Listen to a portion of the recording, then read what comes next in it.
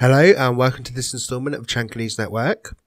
Starting off with general news, and there's not been too much going on this week. I imagine we'll be hearing some information on the mid-season reinforcements next week, and that's why it's been a little bit quiet this week. However, an ex-pro and popular streamer King George was swatted while streaming. This was especially shitty because King George was recently quit from his pro team because his grandfather's illness has gotten worse.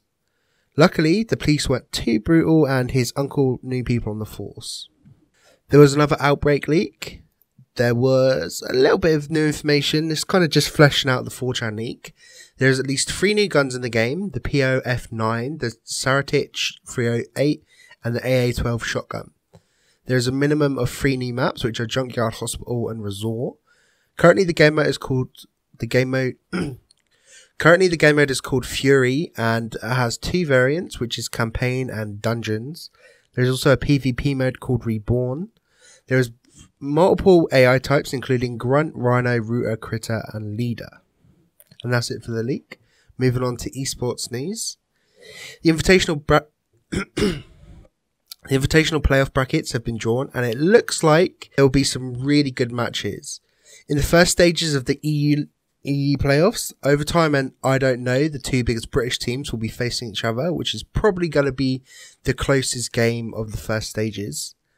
The Latin table looks like it should be fairly easy for the big teams. It won't be until the quarterfinals that we will see some real competition, in my opinion.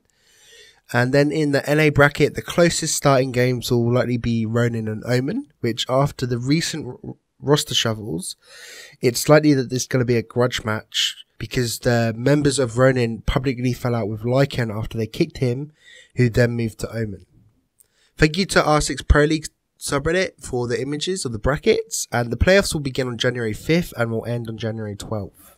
There's been a leaked image going around saying that Mopa, who were previously known as BRK, will be joining Luminosity Gaming.